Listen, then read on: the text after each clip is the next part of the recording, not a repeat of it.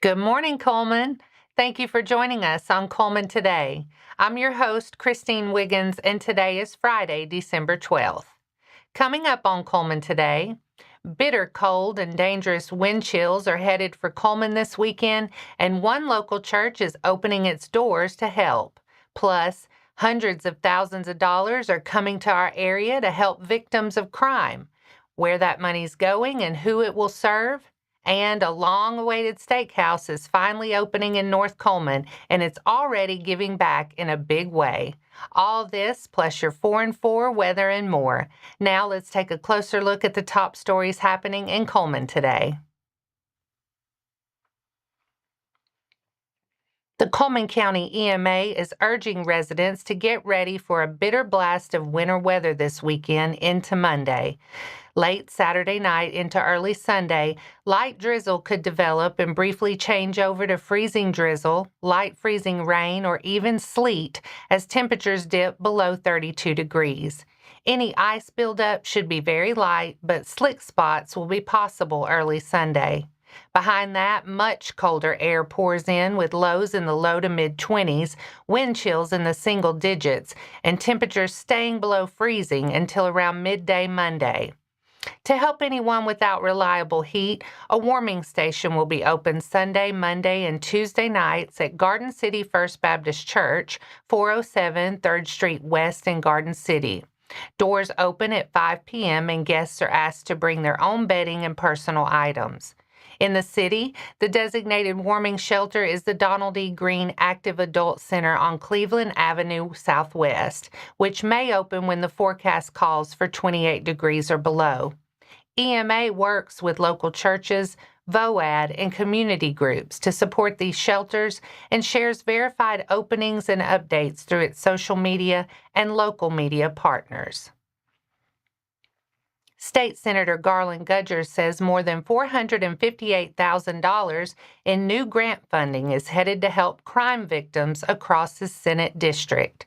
Working with members of the local legislative delegation, Governor Kay Ivey and the Alabama Department of Economic and Community Affairs, the funding will support services for victims of violence, including elder abuse and child abuse, and help provide temporary shelter when needed.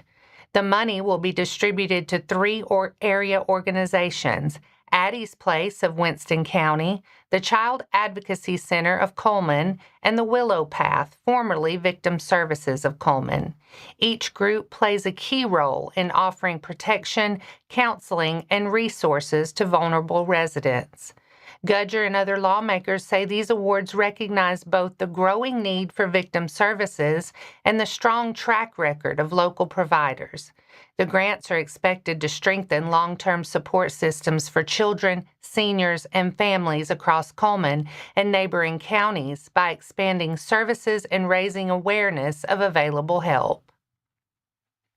The ribbon was cut on the brand new Outback Steakhouse in North Cullman on Wednesday, bringing a long-requested national restaurant to the North Shopping Center on 2nd Avenue Northwest.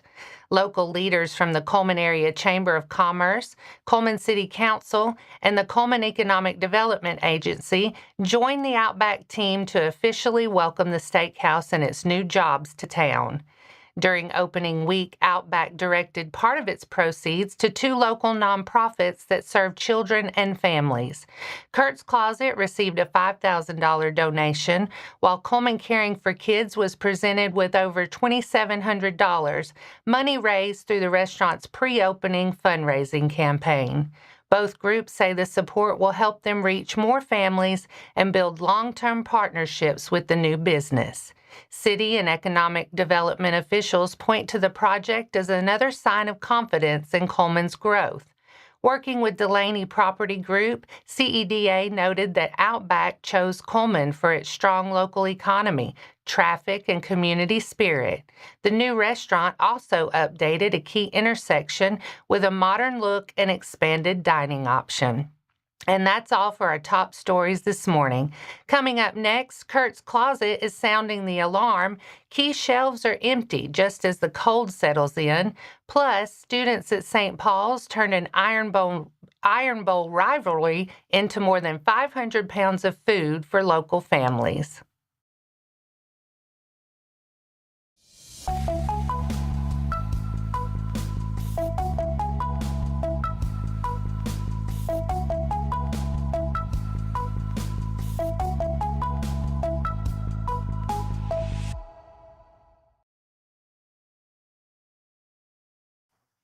Welcome back. Now it's time to speed things up with a news rundown. 4 stories in under 4 minutes. Cullman Regional Medical Center is teaming up with Life South Community Blood Centers for the 6th annual Joy of Giving Blood Drive this Saturday, December 13th. The event runs from 9 a.m. to 4 p.m. at the Cullman Donor Center located at 1704 Cherokee Avenue Southwest. Organizers say donations collected locally help patients right here at home who depend on a steady blood supply for surgeries, cancer treatments, and emergencies. All donors will receive a free commemorative t-shirt while supplies last, be entered for a prize drawing, and can enjoy food and refreshments during their visit. Residents who are healthy and eligible to give are encouraged to roll up their sleeves, bring a friend, and help ensure local hospitals are ready when patients need life-saving blood. Students at St. Paul's Lutheran Church turned Iron Bowl rivalry into a big win for local families in need. The school hosted a creative food drive for the link of Cullman County, asking students to drop canned goods and pantry items into bins marked for their favorite team. When the drive wrapped up, more than 600 items had been collected for the pantry at the link, weighing in at over 520 pounds. Staff and volunteers braved rainy weather to load up the donations, which will help restock shelves and support neighbors facing food insecurity. Curt's Closet is asking the community for help as key shelves in its showroom and warehouse sit empty heading into colder weather. The nonprofit says it is especially low on boys' youth clothing, girls' youth medium tops and bottoms, men's athletic pants in small through extra large, and coats, jackets, and hoodies in all sizes. Shoes are also in high demand, particularly boys, men's, girls, and women's sizes ranging from youth 13 through men's 10. These are the items families most often need when they come through the door, and they tend to disappear quickly as temperatures drop. Donations can be dropped off during regular hours at Curt's Closet or at its partner business locations listed online. Supporters can also make financial contributions through the group's secure donation link to help staff purchase the specific sizes they are out of. The Cullman Area Chamber of Commerce is hosting a free lunch and learn to help local businesses safely navigate the online world. The session, Click Smart, Using Online Content the Right Way, will be held Tuesday, January 27th at 11:30 a.m. at the Chamber office and is sponsored by Athens State University. Presenter Tony Carter, Director of CARES Library and Senior Librarian at Athens State, will walk participants through best practices for using online content with a special focus on images. The program will cover how to tell if an image is protected by copyright, how Creative Commons licenses work when credit or permission is required, and where to find photos that can be reused legally. The session will also touch on government imagery, AI-generated images, and practical strategies businesses can use to avoid accidental copyright violations. And that's your 4 stories in under 4 minutes. Now for a quick break before we look at the weather and pay our respects with obituaries. I'll be right back after this quick message.